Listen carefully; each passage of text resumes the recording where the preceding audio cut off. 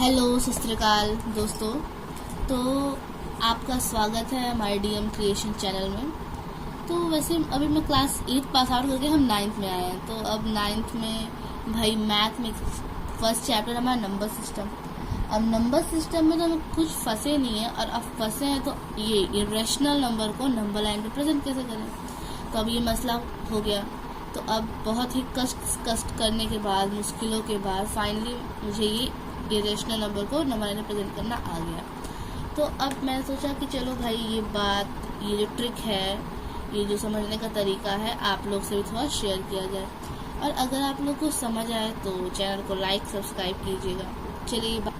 चलिए बाकी बातों से हटते हैं और अब आते हैं अपने टॉपिक पे।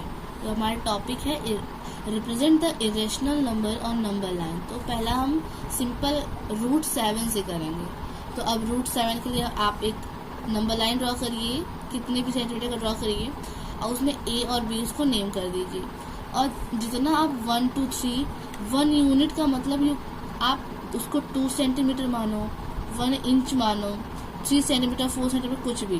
पर अगर 1 और 2 के बीच में 1 यूनिट 2 सेंटीमीटर मैंने लिया है, 2 सेंटीमीटर लिया है मैंने, 2 सेंटीमीटर लिया है, तो आप 2 और 3 के बीच में भी उतने लो, 3 और 4 के बीच में भी उतने लो, एंड 4 और 5 के बीच में उतने लो।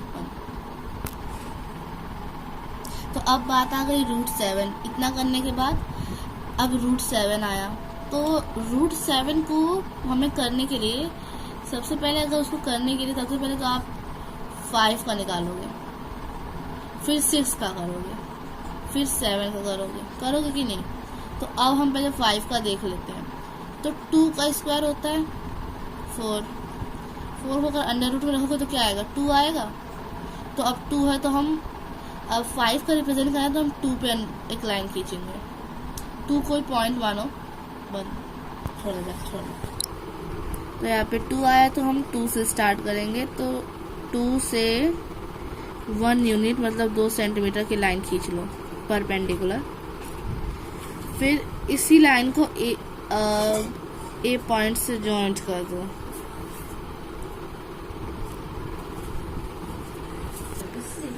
तो अब ये परपेंडिकुलर खींचा हमने, तो अब इसको हम जॉइन कर देंगे यहाँ से ये ए पॉइंट पे। ये जॉइंट हुआ, तो अब यहाँ पे 90 डिग्री बन रहा है,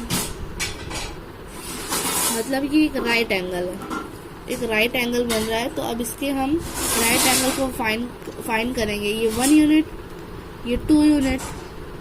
तो आप फाइंड कर लीजिए, h square is equal to b square is equal to p square. तो अब ले लीजिए हाइपोटेनस का, इधर लीजिए बेस कितना है हमारा 1 स्क्वायर प्लस ये 2 यूनिट 2 स्क्वायर।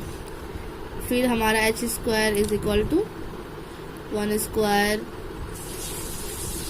का 1 होगा प्लस 4। अब ये h is equal to 5 under root आएगा। तो मतलब ये हमारा अंडर रूट 5 है, यही हमारा अंडर रूट 5 है। तो अब यहाँ से हम कंपास की निप रखेंगे, और यहाँ से आर्क ड्रॉ कर देंगे। जहाँ पे ये आया है वहीं पे √5 है, हो गया। तो अब हम यहाँ से फिर एक परपेंडिकुलर ड्रॉ करेंगे, उतने ही 2 सेंटीमीटर का, 1 यूनिट। तो अब फिर हम इसको ज्वाइन कर देंगे ऐसे। यहाँ पे फिर 90 डिग्री बन गया, फिर वही बन रहा है। कितना बन रहा है आपको पता है कि नहीं पता है? पता ही होगा, ऑब्वियसली बात है, पता होगा। ये यहाँ पे 2 यूनिट का खींचा आपने, फिर राइट एंगल बन रहा है। फिर आप फॉर्मूला लगाइए और निकाल लीजिए कि 6 है। तो यहाँ पे ये 6 है। तो फिर आर्क खींचेंगे हम,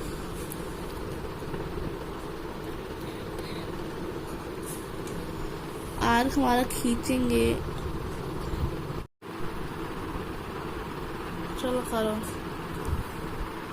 चलो तो यहाँ पे अब ये हमारा ड्रॉ हो गया।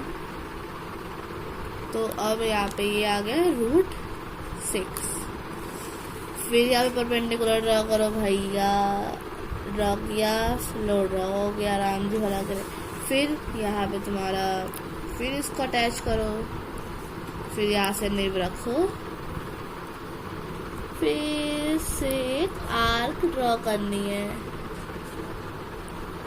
ये ड्रॉ कर दो। बोलो भाई, ये ड्रॉ कर दे। ये अब आ गया हमारा √7, तो यही लाइन है √7। तो अब आपको समझ आ गया होगा कि कैसे कैसे एंगल्स ड्रॉ करने हैं।